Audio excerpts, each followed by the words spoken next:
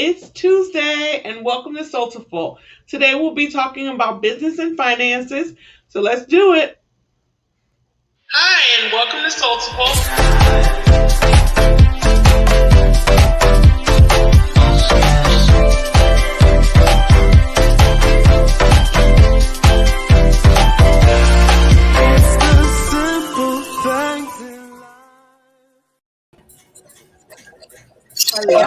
Hello.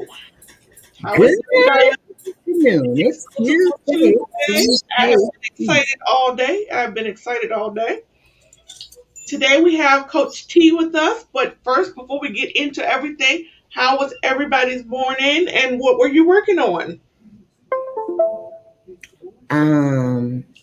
I am Janet, and I was working on cleaning up a lot of things.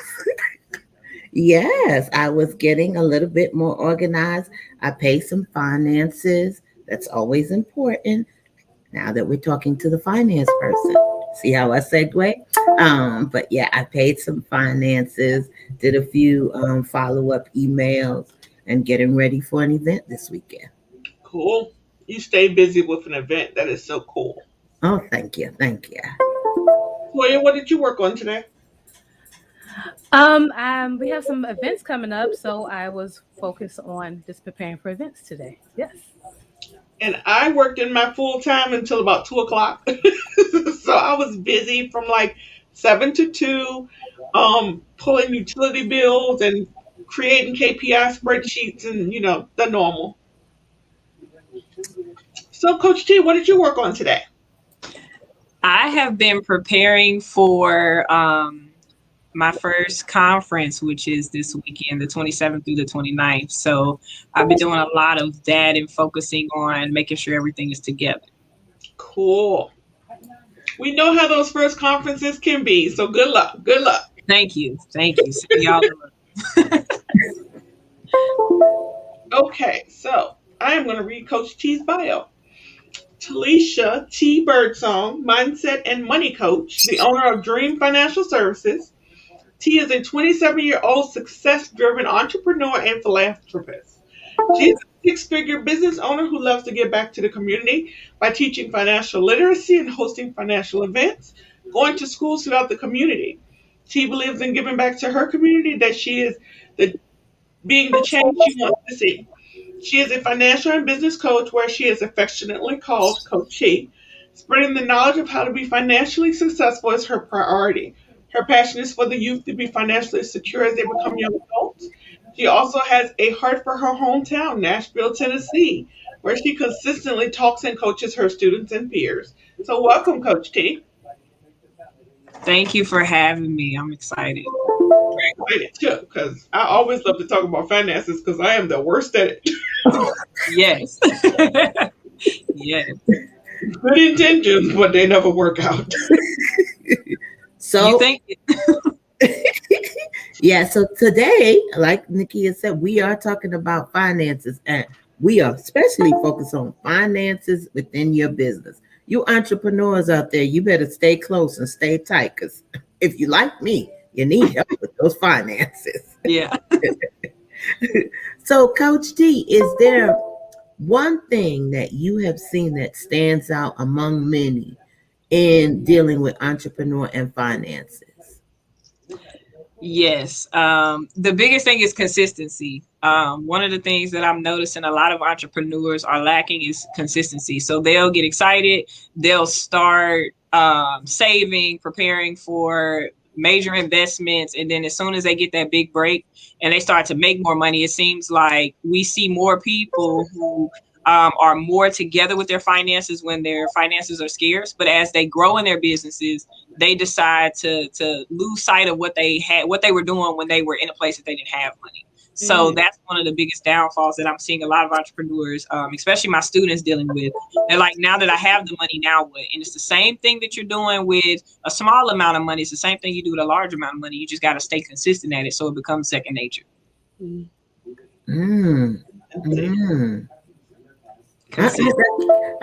I wonder, where do we lose the consistency? I mean, like for me, I each week I try to make sure that I have on my little, I'm a writer, so I have sticky notes galore, where I make sure that if there's something I need to focus on, I focus on it and make sure that I've set aside. I have reminders to remind me when to pay my Canva bill, etc., etc. However, sometimes I do find that things just slip by me, like I might forget to send an invoice. And it's not necessarily that I forgot. I have it set it up, but I didn't push the reminder. So the reminder to the reminder forgets. You understand what I mean? Yeah. I know that's one of my little problems. My main issue comes in where I consistently grow, which, Mhm. which is great. I consistently grow in income, but it seems like my debts grow too. Yeah. And I don't know what that is. I mean, I was making $11 an hour and I was great. Now I'm Mhm. making $25 an hour and I'm struggling. It's like, what the hell happened? Yeah. Yeah. And I'm honestly, gonna give you two words: door and dash. yep. Yep. Yep. And the embarrassing thing, I literally last year I had to do an income analysis and a spending analysis on myself. I tell my students to do it all the time. And I was like, let me go back and do it myself. And I spent so much money last year in DoorDash and out to eat. And my excuse was COVID, but that should have been more excuse to go and cook something. Mhm. But I DoorDash and being a mother of 7 at the time, that's a lot of kids in one household for the summer, for the school year. So imagine door dashing for 9 people. It was, yeah. Yeah. Whoa. Yeah. Whoa. Yeah, you had a lot going on there, Coach T. Yes. Yes. One of the things that I will say though, just to kind of piggyback off what both of you said as far as your problems, and some of the things that you struggle with, that's not just you, that's everybody. Because what we do is it's not intentional, but we think about having things that we've never had before and doing things that we've never done before. So like you said, I was making $11 an hour and I was fine. Now that I'm making 25, that's something different. That's new to me. And so we get in this habit of just buying more, putting more. You have to understand that just because your income grows, it doesn't mean your debt has to grow. Just because if you're comfortable where you live, paying $900 a month, just because your income increases doesn't mean you go find somewhere to live that's $2,500 a month. And a lot of us, we mistake that and we say, okay, because I'm making more, I can do more, instead of taking the mentality of, because I'm making more, what I have extra, since I'm comfortable living with what I was making, use that to save so that, you can save for a rainy day. And like with writing, one of the things, because it's a mindset thing, finances, budgeting, business, it's all in your mind. When you shift that, everything else for you shifts. And what we have to understand is, one, you can't do it by yourself. So if you have your eggs in too many baskets, then you tend to find yourself missing something. So if you're at a place where you have tasks but you don't have enough time in the day, or you feel like you don't have enough time in the day, you got to get to a point that you understand. And this was me too. You have to be willing to delegate. So if you have a whole bunch of tasks that you're doing, if invoicing is something that you're forgetting more often, it may be time to add an additional person that does that for you. So it takes away something that you're doing so that you can open up for new things. But I think one of the things that we struggle with as small business owners is we know that we have to be everything for our business, but we don't know when to let go of everything and allow other people to help us grow the brands that we're building. And because that's our idea, right? We're trying to build these $1 million brands. You can't do that by yourself. And I think that's where a lot of us struggle, because we try to, and we get to a place that it's time for us to elevate and go higher, but we're so scared of it that we stay stuck, and then it impacts not only our day-to-day routine, but it also impacts our finances as well. Yeah. I know my mindset is on food. I don't know why it is, but I cannot stand for my refrigerator to be low or my cabinets to be low. So I'm constantly buying food that I don't necessarily need, because when it gets to a certain point, it feels like I'm going to starve. So I Yeah. don't know where that came from, because I was never hungry as a child. But for some reason, I just feel like I got to go to the grocery store. I need more food. I need more toilet paper. I need more cleaning. So that's my main thing. So I have to figure out what that is. So is that maybe a crutch for you or something? I don't know. It might be. I mean, because I'm not living beyond. I mean, I guess I am. No, I'm not living beyond my means. But I mean, I don't know why I feel that way. It could be because I'm trying to take care of so much, and I don't want to slack.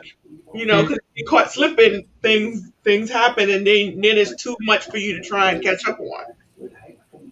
Have you put yourself in a place to see what, at what point is it me protecting myself from slack or me being afraid of something? Because one of the things that I struggle with is I overthink so much, and that fear, for example, my fear of being homeless again, it makes me work so hard that I tend to forget to enjoy life. You work so hard to get here, now enjoy it. And I think a lot of people, they get so afraid of not being prepared or not having everything. They're trying to be perfect in an imperfect world. And then it causes you to make more decisions that aren't needed. So like when it comes to like buying tissue, buying extra food, what makes you have that fear? That's what I challenge everybody to think about. What makes you have that fear that you have to keep doing it to prevent it? Are you really, really close or in a situation where if something shifts tomorrow slightly, will it throw me off as a whole? Or am I trying to overextend myself? And sometimes you got to take a step back and think about that. Is this something I really need right now? Or is this something that I really want because of my fear of this? And you got to think about everything you do. You have to have intention with everything you do. And like I said, that's with business, that's with finances, that's with your personal life. Because if not, you'll find yourself doing more when you don't have to. Right. So even in that retrospect of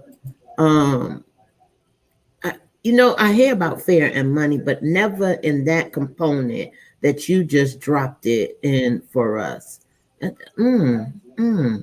Okay. Okay. That's another component of, and it's just weird how fear plays so many parts in money. I mean, you're either fearful to make the money or fearful not to make the money. Right. Yep. Or you're fearful to spend the money so that you can make more money, or you hold on tight to the money. And now you have to be fearful that you're using it as a crutch. It's just that word fear keeps. Okay. A question that I asked my students a few days ago, I asked, so who said that fear is supposed to make you stop doing something? Who said fear is supposed to make you start doing something? Who said fear is supposed to make you continue? That's something that you learn, and that's something that you have to take for what it is. Because a lot of people don't start businesses because the fear of not making money or not having, not being able to scale their businesses. And a lot of it, but who said that you're not supposed to use that fear to make you do it? And I think where a lot of us, me included, we get so afraid to where we overdo it.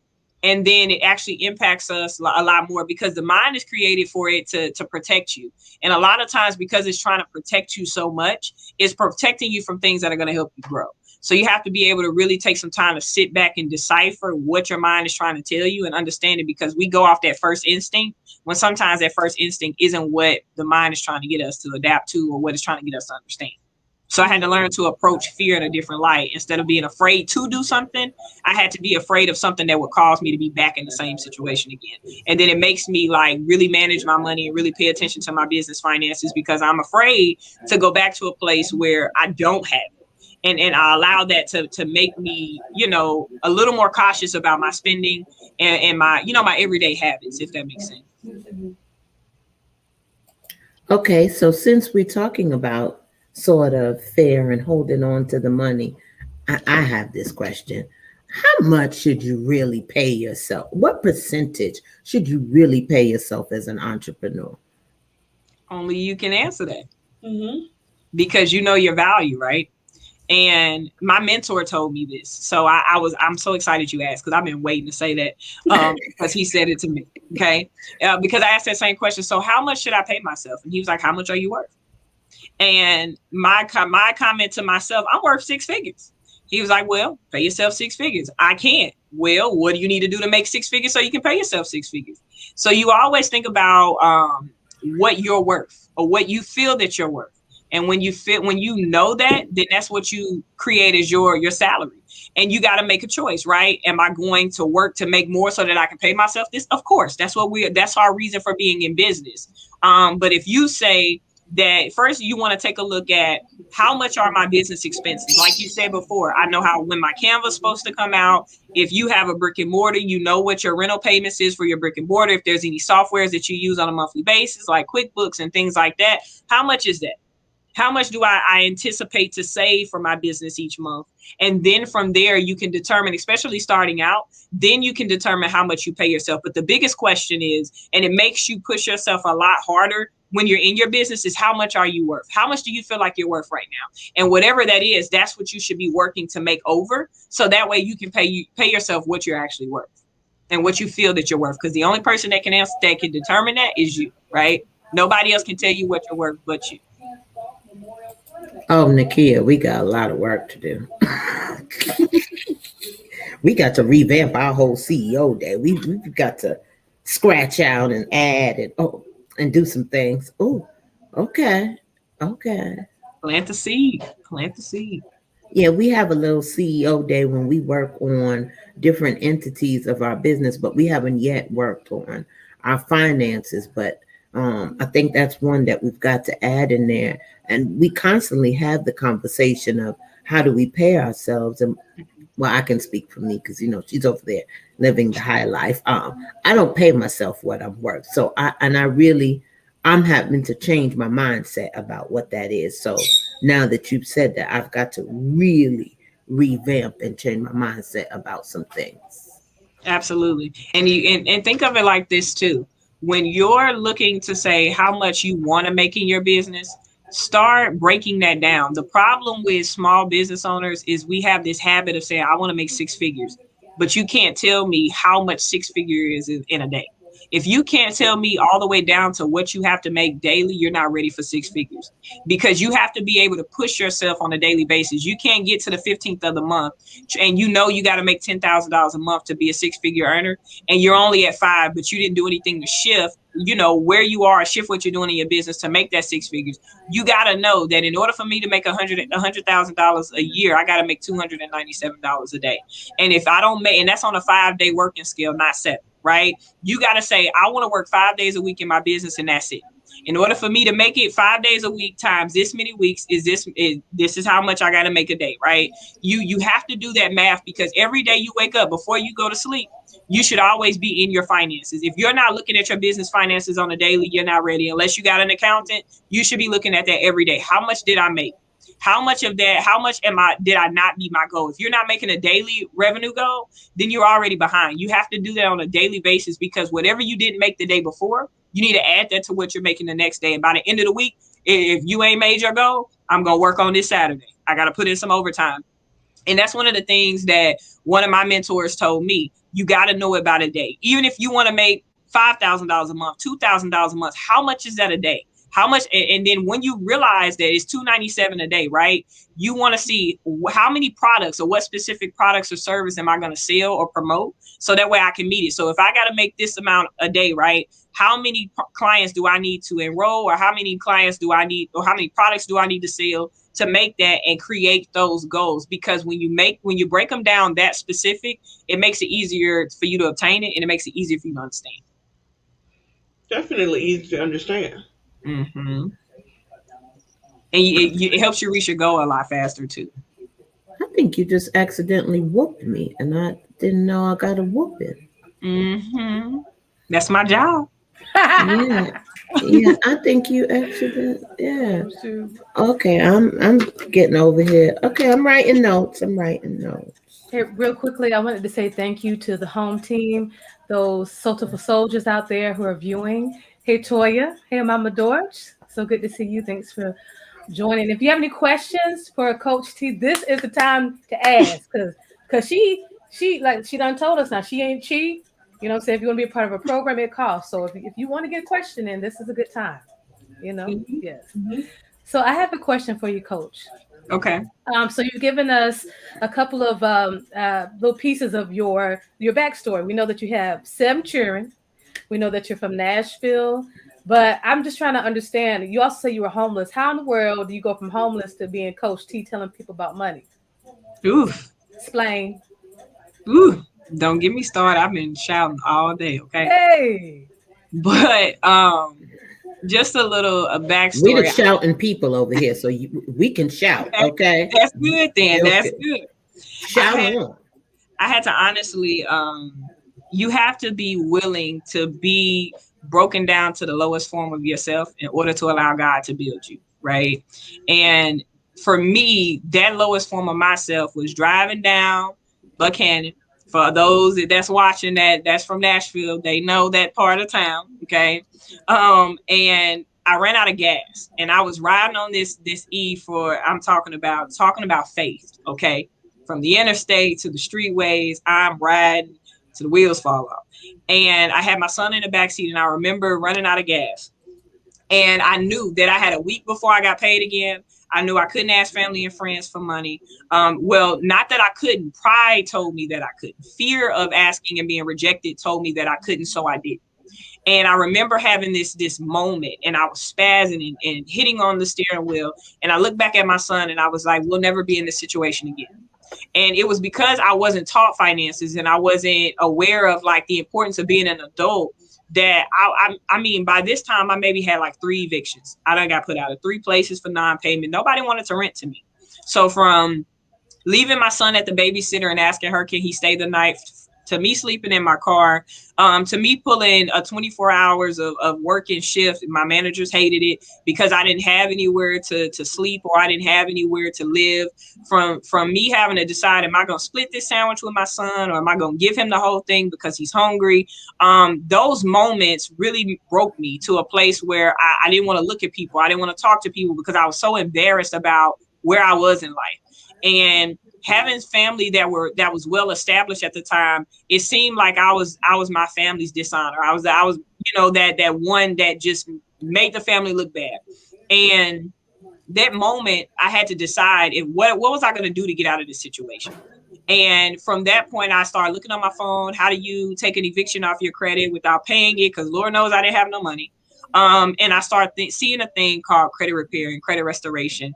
And I start hiring people to do it, spending my checks trying to get this done, for people to ghost me and me to pay out thousands of dollars to not have anything happen.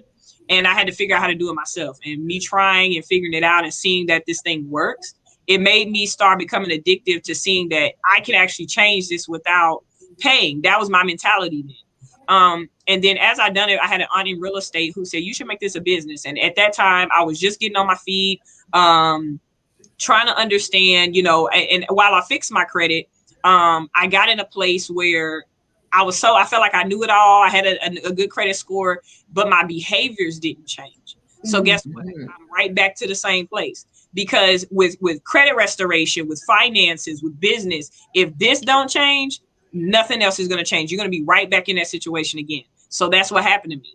And I had to, the second time I said, look, I cannot go back here again, because I got too much to lose this time. I can't get on my feet to fall back. And then I just did it again. I had to start figuring out how to save. I had to start figuring out to saving for a rainy day. If I lose my job today, what do I have to fall on? And from there, because as I started helping other people, it started to make me see that this was a need in my community. It wasn't just me that was struggling. It wasn't just me that didn't know. And then I started, every time I learned something, I would share with family and friends. And then it became a business. And now it's something that I do, I eat, sleep, and breathe, because I want, where we have a disconnect in our community of not knowing, I don't want that to no longer be the excuse. I want to make sure that we have people that are willing to make us uncomfortable. My clients will tell you, getting in my program, you got to be ready. I'm going to ask you for your bank statements. I'm going to ask you for your credit card statements. Say I'm in your business, that's fine. But sometimes it takes those hard conversations that we're scared to have in order for us to get to another level. So I had to be willing to be uncomfortable, and I had to be uncomfortable for a certain amount of time in order to be able to have those uncomfortable conversations with other people. And it made it so much more relatable, because now I can explain to you what happened to me. And if I'm able to get out of this, and if I'm able to stop, and to build my finances and build a big business, then you can do it too, because I was in the same place you're in. So it gives me an opportunity to be able to, relay that to other people, so that they don't have to face what I faced and face it twice.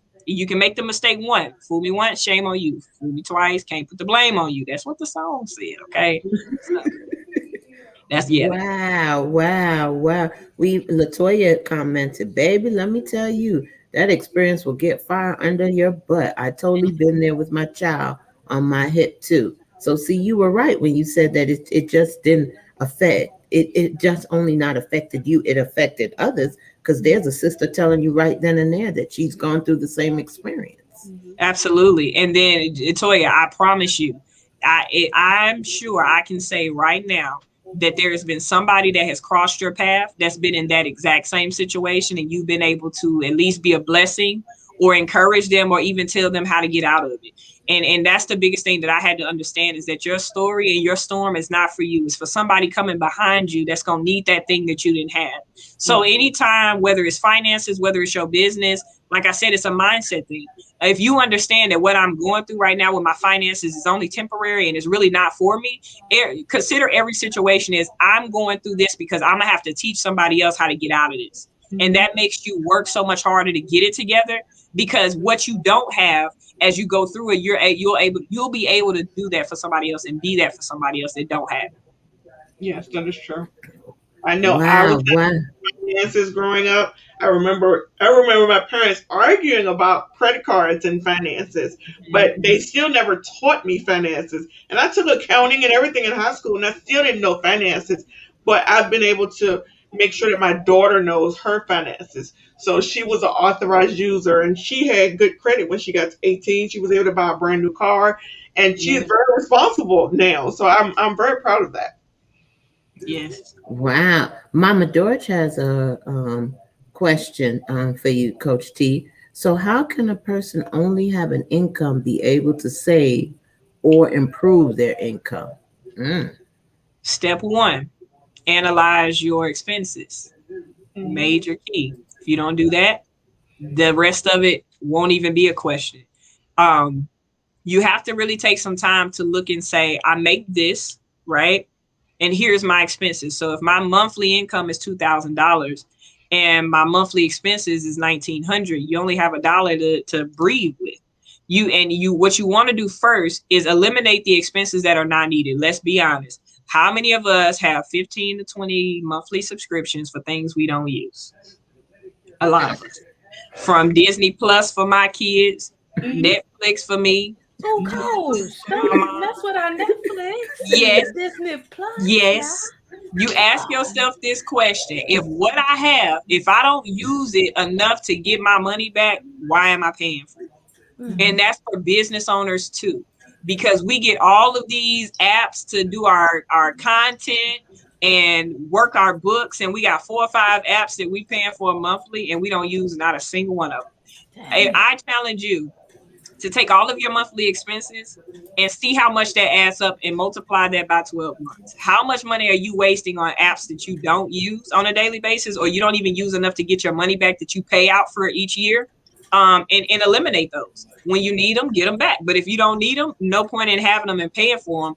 That's even like the Apple Musics and stuff like that. I have that bad. I got that really bad with the monthly subscriptions. Once you've eliminated the monthly subscriptions and you can see like how much money you have left, from there you have to give your money an assignment. The problem is we got money, but we're not giving it an assignment.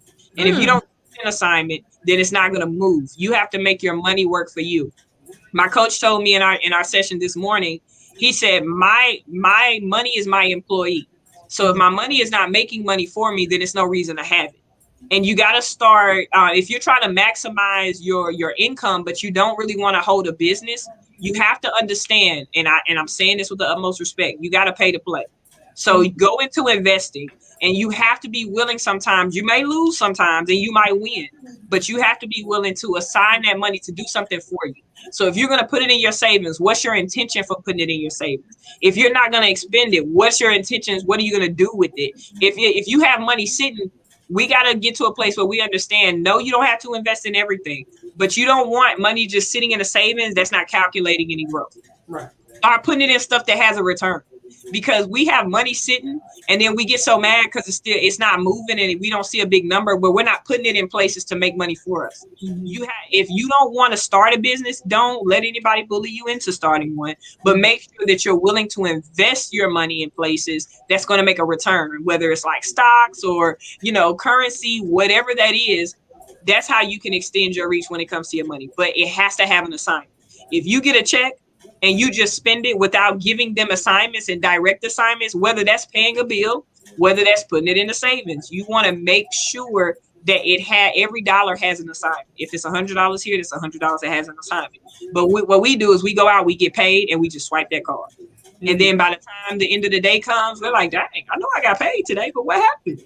It's because we did not have an intention before we start swiping that card that morning of what we were going to do with our money. So we start to swipe it because we don't have the intentions for it. Wait. First of all, Nakia, what she said, did I get paid today? Who did that remind you of? Okay, now, let me not tell somebody's business. That's it. I get paid and it be gone. But I'm the only one working. So I'm doing the best I can. Okay, Mama Dorch, you're gonna need to stop shopping, whether online or offline. I don't know. Why are you shopping? We can't go nowhere. Where you wearing the clothes? Never mind, mind your business. What I'll say about that, because I have a problem with shoes. Whew. I love a shoe. When you say shoes, is this sneakers or shoes? All shoes, okay? Anything that you got to put on your feet except for socks. Let me tell you something. I don't discriminate. If it fits my creativity, it fits my closet. And I don't care if I got to squeeze it somewhere where it won't go. It's going, okay? What I will say about that, because that was a problem that did make me broke. I had all these shoes and no place to put them because I have a place to live, right? You have to give remember I told you, intention. You have to give expectation to your money. It's okay to shop, but you have to give yourself those opportunities to shop when you've done something as a reward.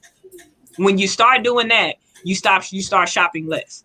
And if you're going to do it, and if you're going to have that addiction, self-care is important. And self-care for some people is buying shoes. Self-care for some is getting nails done. Self-care for others is getting their hair done.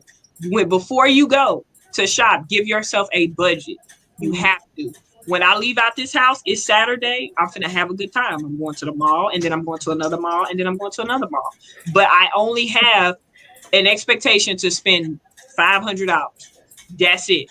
And you don't go over. You can stay under, but you don't go over that. Same with vacationing. If anybody struggles with vacationing and come back broke, when you go on vacation, even if you have to have another account that you put money into for vacations, that's what I have to do. Because with my kids, I don't tell my kids no. So if I go on vacation and I don't use a vacation account, what's going to happen? Whatever they ask for, they're going to get. But if I know that this vacation account says I got this much money in it, you asking me for something?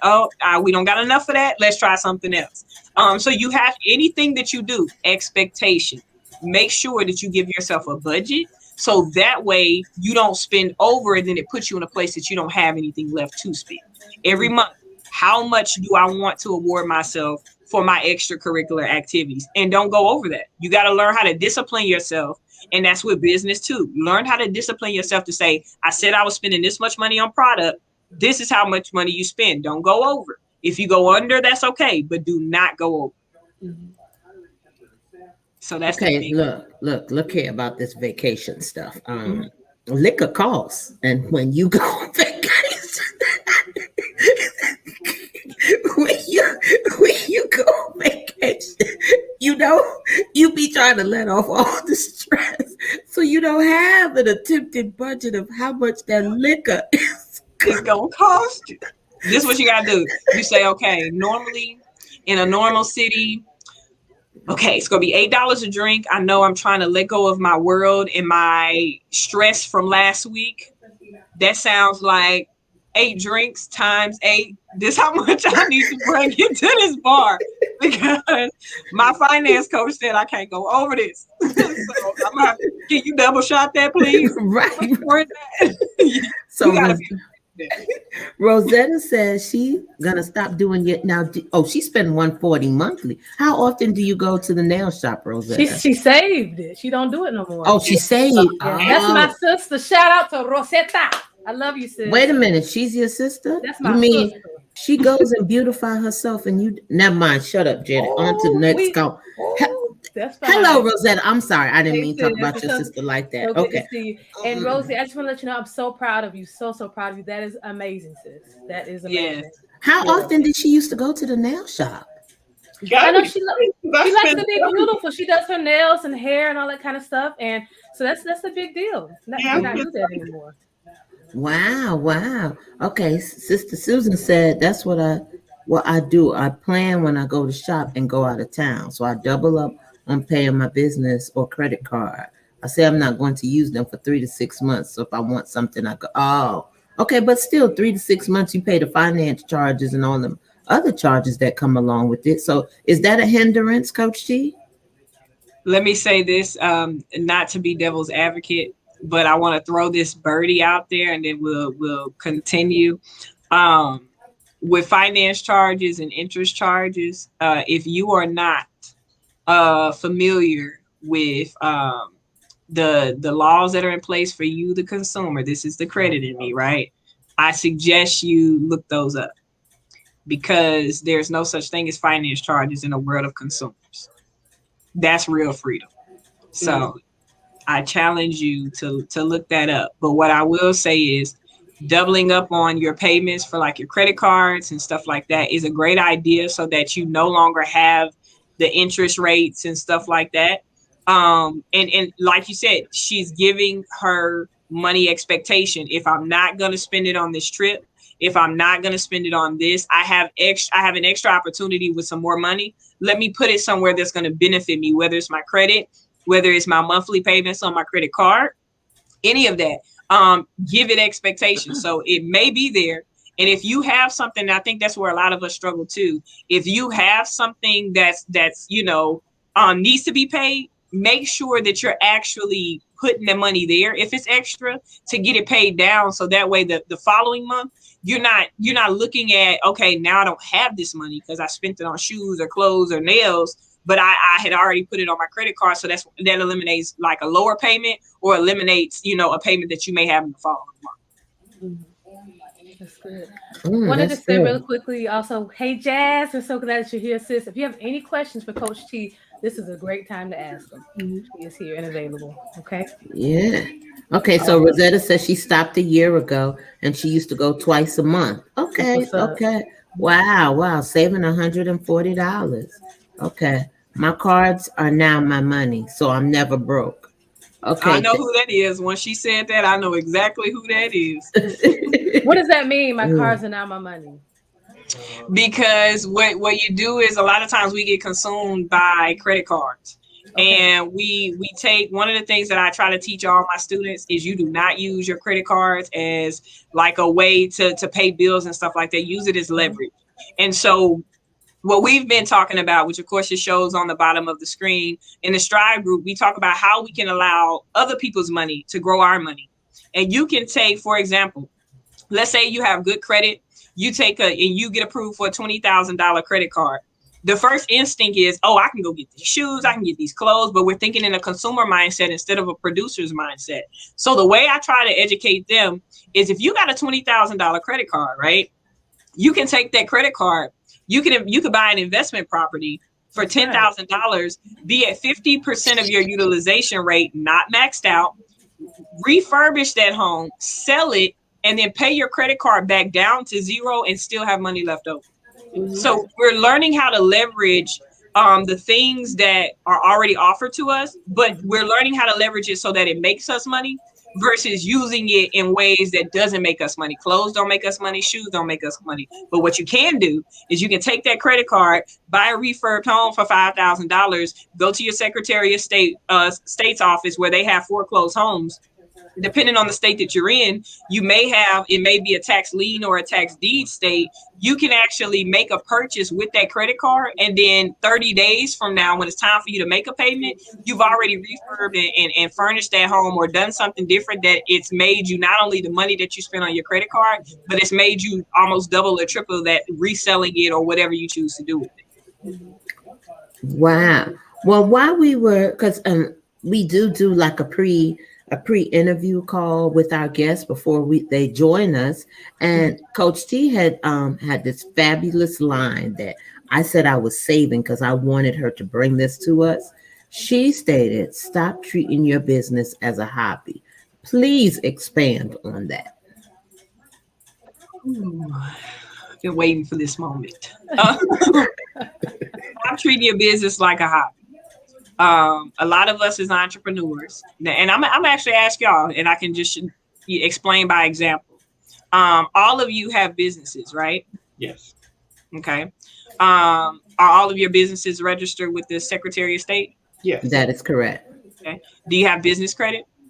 Yes. Yes. No. Perfect. No. Okay. So do you use that business credit to obtain capital? No.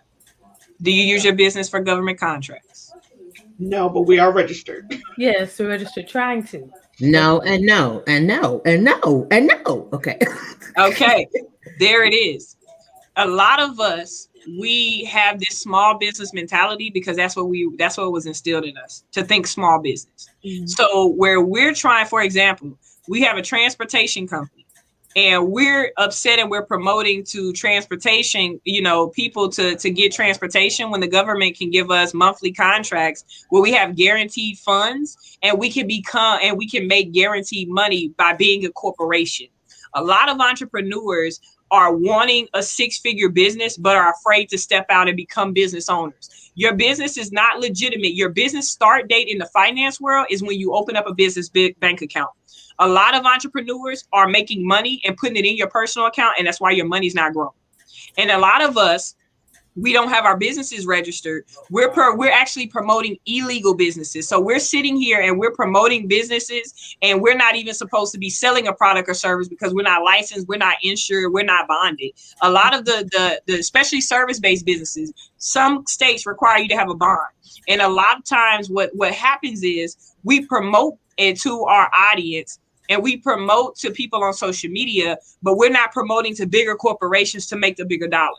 Or we're not treating our business as if it's a corporation. We're treating it as that hobby by just doing it here and there. We're not promoting consistently. We're not registering the business. We're not building business credit so that we can obtain capital in different places and do different things. You can lease apartments in your business name. You can buy houses in your business name. You can buy cars in your business name. That's totally separate from your personal entity and that can still make you money. You can make liabilities become assets.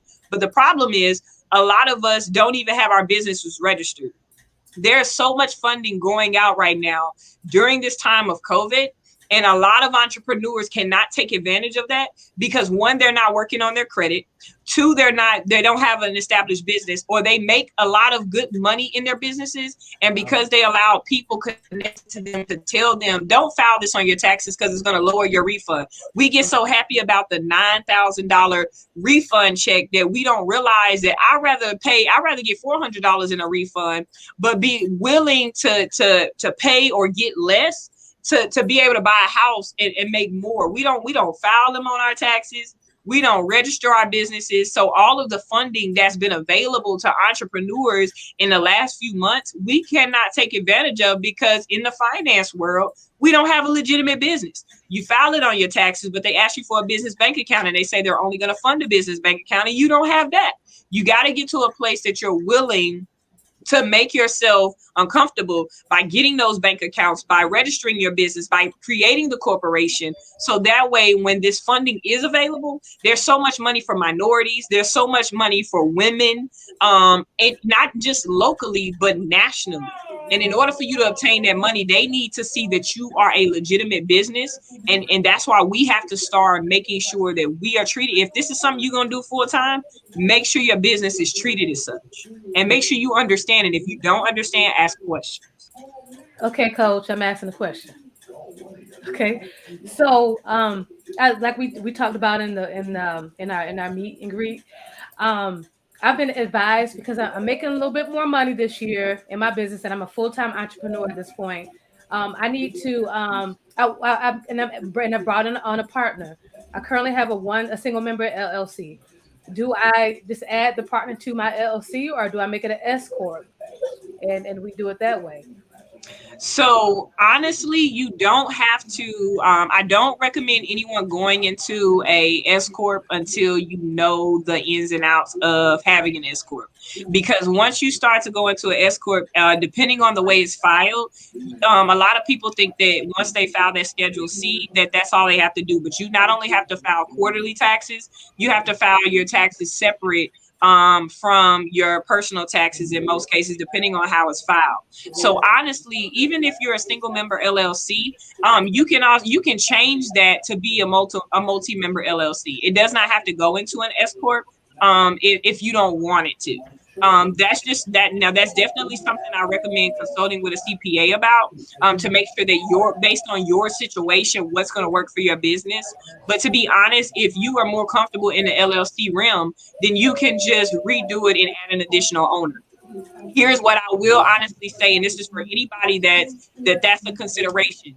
You want to go through a trial period in everything you do, right? So although you bring on people in your business, because this is a corporation, treat it as such. Remember, we don't have small businesses, we have big businesses. So give that person, even if it's a friend, a family member, you're really confident, allow them to be in the business. Before you change the paperwork, make sure it's something that not only they want to do, but it's something that you want to do. Because as the business changes, their idea of it may change, or they may decide that it may not be a right fit, or vice versa.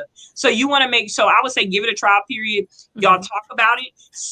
Consult with a CPA together if that's something that you guys are going to do together, to find which one's going to be the better option for your group. Perfect. And then the other part of that question is, I've also been advised to start adding myself as an employee to the business along with S corp, and use ADP or something like that. What do you think about that? So I currently use ADP, but I'm a person that's honest and transparent. Okay. If you still work a 9 to 5, it's not a 100% requirement that you have to have taxes come out. Okay. And ADP is expensive if you're not ready for it. So writing yourself a check is okay, because as long as the check is in your business name and it's cash, that's considered to be payroll. A lot of people go into the ADP realm as you start to gain more employees. And honestly, you have to have at least 2 employees minimum, I believe, 2 or 3 employees minimum, in order for ADP to allow you to be on their platform. So until you're ready for that, I don't recommend using ADP. They do have an option for 1099 employees, but as a starting business, you can write checks and it holds the same weight. And as a 9 to 5, you still have taxes coming out your 9 to 5, your checks. So when it comes to a tax purposes on your personal level, it'll still help. But go ahead. I'm sorry. I'm sorry to interrupt you. Go ahead. I just want to let you know that I don't have a 95, so I wasn't sure. Okay. So you'll warrant taxes coming out. So the way you play it one or two ways, right? If you don't have, if the income is not consistent enough for you to pay yourself on a consistent basis, I recommend just writing a check. Now this goes back into what we were talking about being willing to, you might have to pay sometimes, you'll get all that money on the front end and then you'll pay for it on the back end. Or if you want to not pay for it on the back end and figure out a way for the taxes to come out, then you can do that with like ADP. But there's honestly, if you use Square has a payroll system that's not expensive. I would recommend looking in, and this is just a transparency from my experience. I recommend looking into multiple options to find which one fits your budget, because ADP has fees outside of, what the taxes that come out and things of that nature. So I recommend looking at multiple different options and see which one fits the cost of your business. But I do know that Square has one, and it's really close to free, let me say. Okay, I'll look it up. I've been considering Gusto. Okay. I've never used that one, but I heard it's really good too. Okay, cool. Well, thank you. Appreciate it. Wow, you've given a lot of information here. I hope everyone has really seriously taken some notations down. Maybe we need to have you once a quarter to have just different conversations to help us build our finances, especially as we get into the final quarter, because is October still the financial planning for the next year? Like, is that when you're supposed to be hitting the big corporations? If you want sponsorships, money, items, gifts, is that still, even during this COVID time, is that still pretty relevant? Yes, absolutely. And you actually want, and that's good that you said that. You should be focusing on next year now. If you're not focusing on next year now, you're already behind. The big businesses, the idea is that we want to become the big business, right? The large corporations. So you have to start doing what they're doing. If they're starting this in October, you start in September, because the idea is to get ahead, do what they do. And you have to say, this is by the first of every year, you should not, and I say this in a coaching, I want y'all to catch the coach part, okay? It's okay to have a vision board party at the beginning of the year, but you should have already had your plans in place prior to. Just like right now, we're on the 24th of the month. You should already have all of your goals for September down on paper. It's okay to have it in your brain, but you do a lot of stuff on a daily basis. It needs to be on paper. So that way you can reference it and put it somewhere that you can see it. One of the things I did differently this year, on a personal level, and I did one on a business level, I'm so used to and accustomed to getting the whiteboard, cutting out magazines, and creating a vision board, right? But let's be honest, when we do that, how often do we go back and reference that vision board that we created with all our friends and in this setting with our wine? How often do we go back and look at it? Do we actually keep it until the end of the year? So I wanted to do something different this year. And because the iPhones have the new customization of your wallpapers, I actually put my vision board on my wallpaper, on one of my wallpaper slides. And now every day that I wake up, I see what I'm fighting for. I see what I'm working for. I see what my goals are this year. And it's honestly, I have crossed out more goals by doing it this way this year than I've ever done anytime making any other type of vision board. Do something that you can look at every day and that you will reference every day, because it pushes you. But your September goal should already be wrote down, ready to go. Your plan of execution should already be wrote down and ready to go. And by October, you should be writing out your finance plan for next year as if you were going to hand it to an investor. Nice. Okay, Nakia, we need to get going for them. We need to get going, Nakia. Mm-hmm.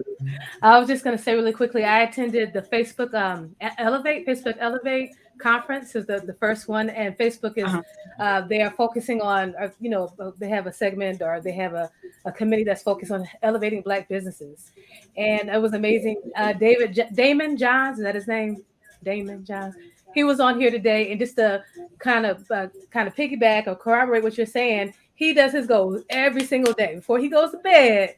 He makes sure that he looks at his money goals, his goals, and that has helped him. He just checks them off. So every day, we really should be looking at our goals or having goals every day. So thank you for that, Coach T. Yeah, and that's true, because I do that as well. What I do is every night, this goes to my task for my money, and it also goes for my business task. So every single evening before I go to sleep, I make sure I write out all my tasks for the following day of what I need to do, and I write all my goals. This is what I want to accomplish. This is what I want to make, right? And then what I do is you not only do you have to write out those goals and write out that plan, you have to learn how to distinguish the importance of each. You have to have big rocks and little rocks. So you got to say, this is going to be priority.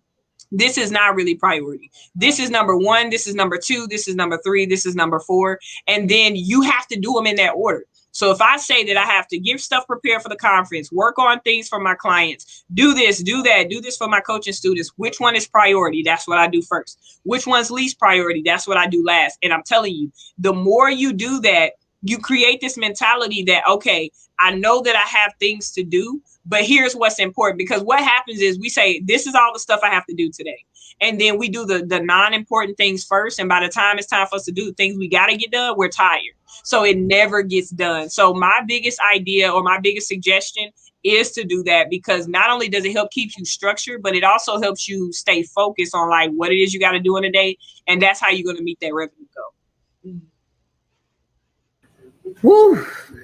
I think we need a word from our sponsors, because we need to digest some of this information that we got today. Nakia, since you're on deck, yes, please give us a word from our sponsors. Okay, didn't know the sponsor was me. Okay, my name is Nakia Whitaker Woody, and I am the owner of KISS Virtual Services, and we provide general administrative and project management services. And you can reach me at kissvirtualservices.com.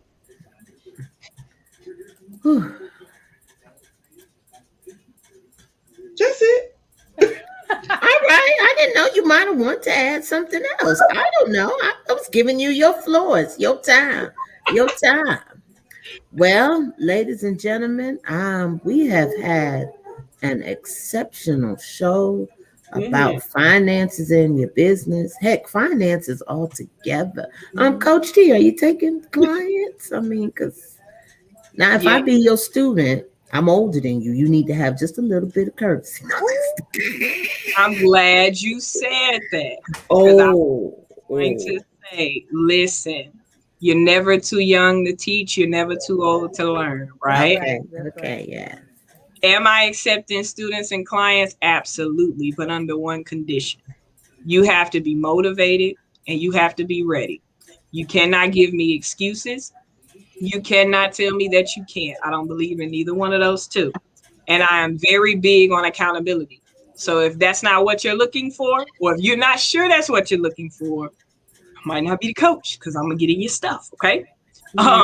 But I am indeed I am accepting new students. If you are looking for a business coach or business mentor, if you simply need, understanding on your finances and business credit and business funding, all the way up into your personal credit. If that's something that you're struggling with and you're like, I can't do it on my own, I am available to assist in my team as well. If you feel like it's something that you're good at learning and you're hands on and you can do it, I do challenge each one of you to join my Facebook group where I teach you how to repair and build your credit for free. There's no catch. Any of that, I pour into them like they pour into me, and it's a family. One thing that I love about the Strive group is that we don't judge. Everybody in that group has one mission, and that's freedom, and that's what we work for. So if you feel like you can do it for yourself, make sure you join. And if you're like, look, I don't got the time or the patience, I'm here to help you with whatever you need. And I just wanted to say, shout out to my niece. My niece is part of your program, and I know I remember when she told me that she was in a position to buy a house, and she's like us. She got a whole bunch of kids and all that, and so it Mhm. don't matter. It doesn't matter. So y'all, Coach T, she's out here helping the community. Reach out to her if you're interested in being free. Yeah. Well, I think we've had a phenomenal show. Nakia, any last words? Ooh, I'm gonna work on it. I'm seriously gonna work on it. Awesome. Yeah, Coach T, I I'm mean, starting therapy to figure out why I like to spend money. yeah, Right. I'm gonna Coach call you. T, Don't worry about I'm it. I'm gonna need a month. I'm gonna need a month because I'm gonna need to get on my stuff together so that Okay. you can whoop my ass. It's Yes, ma'am. everything is not together. Some is over there, some is over there. So yeah, I'm gonna have to get it all together and then get to you. Now, when I get to you in the stack, then you can whoop my ass, but not. Astounding. I Okay. got. I got you. Okay. It takes a village, so we in this Mhm. together. It does. Well, If you ladies feel, and I feel. Ladies and gentlemen, don't forget to join the Stride Facebook group. We thank you so much for joining us this Tuesday. We hope that we gave you vital information for you to build your finances. We look forward to seeing you next week, Tuesday at 4 p.m. Please don't forget to share, like, subscribe, tell, talk, get on the phone, gossip, whatever Mhm. you got to do about this wonderful show called Soulful. We're here for you because you've always been there for us. See you soon. Bye bye.